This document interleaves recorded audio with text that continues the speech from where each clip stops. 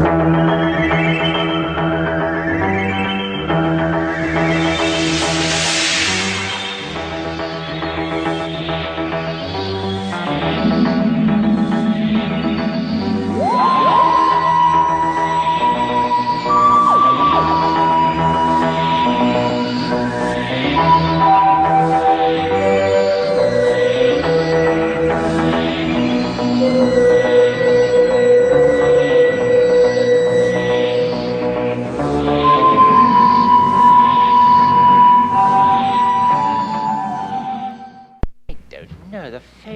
worked with, I've worked with very well. I didn't really work with Billy because in the Three Doctors, because he was not well at the time, and he was just in a sort of bubble in a time loop, and they filmed him beforehand. So I don't know what it was like to work with him, except of course that I did transmogrify from him in the first place, lying on the floor. But that I didn't really have much contact with him there, except in the pub afterwards. And the next one was John Pertwee. Well, yes, John and Pal Pertwee and I, we got a very good rapport, really. We hate each other. And we hate each other in public. And as doctors, we hate each other.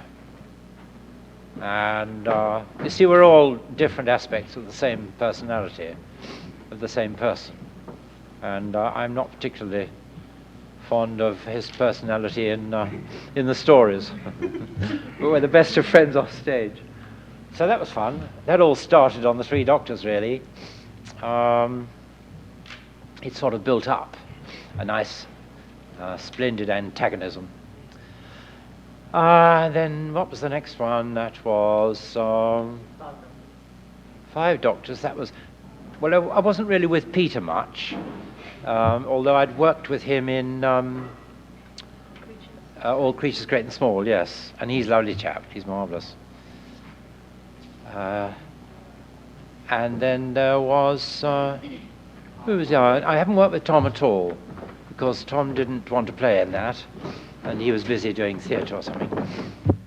So I don't know about Tom at all, although we get on all right, you know, in the brief times I've met him. And of course Colin, who is absolutely super. Colin and I are on the same wavelength. We have a lot of sense of fun, you know, and I enjoy working with him very much indeed. There were 17 William Hartnell stories in their entirety. Whether? Only 6 stories of yours are in their entirety. Do you have any feelings on that? Oh, that have survived, you mean? Oh, I've got very great feelings on that. Yes, I'm livid. I'd love them all to have survived. It would have been wonderful. It's very sad, really. There are a whole lot of bits and pieces of the other ones, but not complete.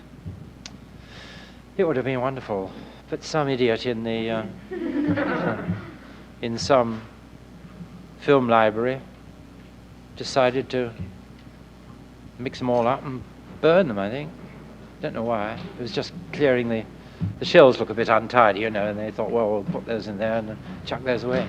It was a mistake, really, I think. Terribly sad.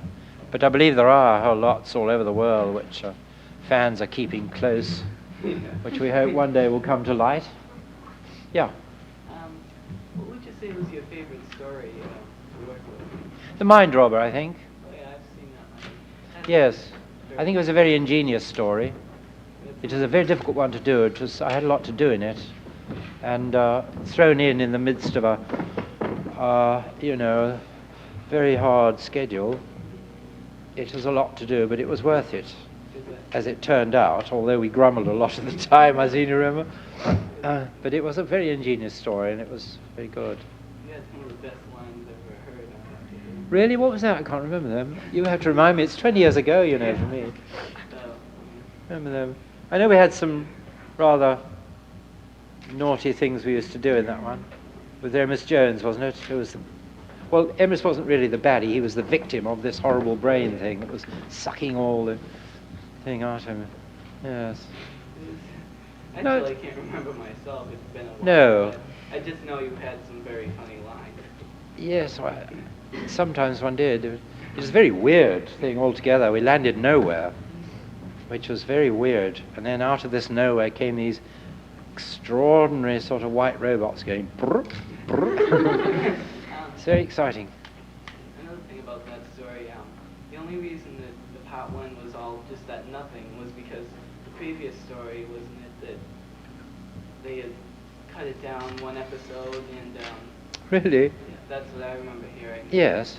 And because of that, they had none of the sets ready. And that's why they. Really? Oh, you learn something every day, don't you? What would you say was your least favorite show to do story? Of the Doctors? Yeah. The least favourite one? Like your, Gosh. I think it's generally recognised that the Crotons wasn't particularly a good story.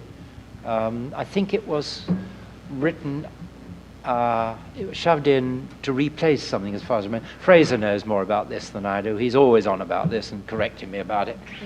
But I have a feeling that was thrown in a bit.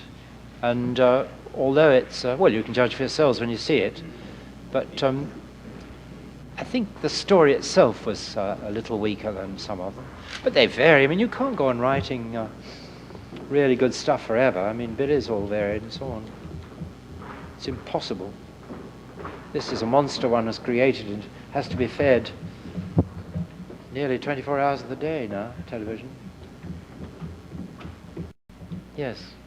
After so many years being away from Doctor Who, did you find it very hard or easy to fall back in the role of the Doctor when the two Doctors came around to being filmed? It was easy. It was easier, this last one, the two Doctors, mainly because I had Fraser with me.